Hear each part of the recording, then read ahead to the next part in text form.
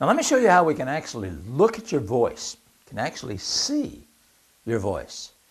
This is a microphone. A microphone is a device that takes the sound waves and converts them. Now remember, sound waves are longitudinal, they're compressive waves, and converts it into a transverse wave, into an electrical wave. You put your hand in front of your mouth and speak, you can actually feel those waves hitting your hand. Well, the microphone can do that too.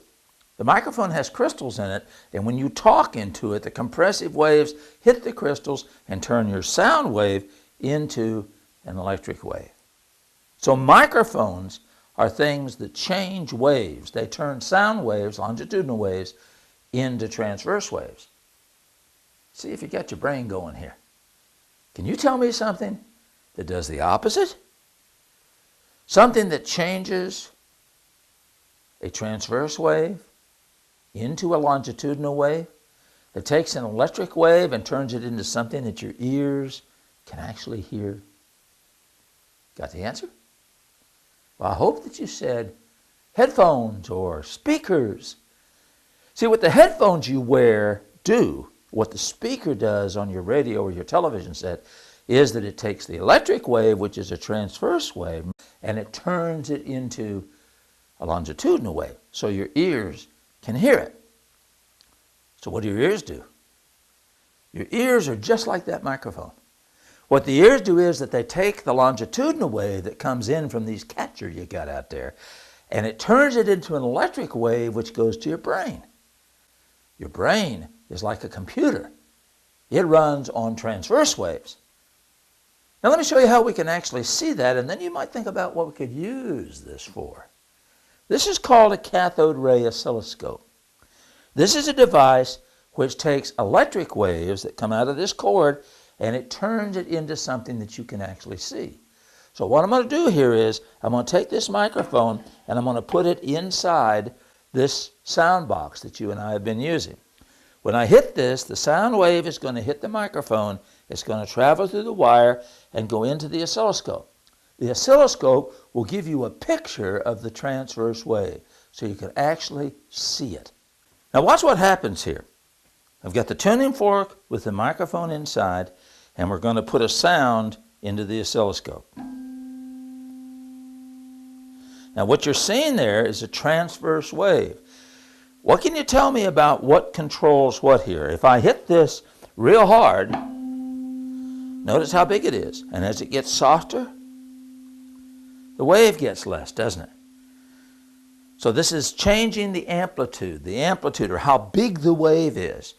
You may have heard of radio called AM radio. That means amplitude modulated or changed radio. AM radio is where you change the height of the wave and how loud the sound is. So we can actually control the loudness of the sound by controlling how high the wave is. And that's something that's done in radio work. It's something that's done in all kinds of applications. And it's also, of course, one of the ways in which we hear. Now watch what happens if I take the microphone out of the tuning fork box like this, hold it in my hand, and start to talk. Notice that you're looking at my voice. Now if I make certain letters, there'll be a certain pattern on the scope. Now I can adjust that and make it stand still. E, O, E, T. So every sound, every word we speak has a particular wave shape. And we can actually see that on the oscilloscope. So what do we use that for? Well, we use it for all kinds of things in electronics, all kinds of things in everyday life. Because you know that there are electronic devices that use waves to help you identify things. It's getting to the point where you can now talk and machines will be able to understand what you say. People who are blind are able to actually use this as a way of communication because they can talk and the electricity will send it through the wires and it will come out printed on the other end. But you know where all that started? It started in the design of your brain. Your brain can actually take those different shapes of waves and interpret them. It can actually tell different sounds from different other sounds by the different waveforms. And so the fact that you can hear different sounds, different tone qualities, that you can have different languages, all of this is a product of your brain, which takes these waves and uses it to tell you what's going on in the world around you.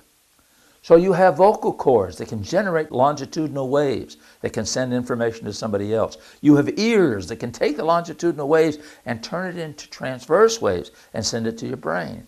You have eyes that can take transverse waves and can make those waves do special things so that you can see and interpret the world around you. And it's all interpreted in this wonderful computer, this brain of ours, which can take those waveforms that come to it in a transverse wave form and can tell you about the world around you. You know, there's a passage in the Bible that talks about this. The 139th Psalm in the 14th verse, the Bible has David talking to God, and he says, I will praise thee, Lord, for I am fearfully and wonderfully made. Marvelous are thy works, and that my soul knoweth right well. And indeed, this body of ours, with its ability to handle all these different waves and tell us about the world around us, is fearfully and wonderfully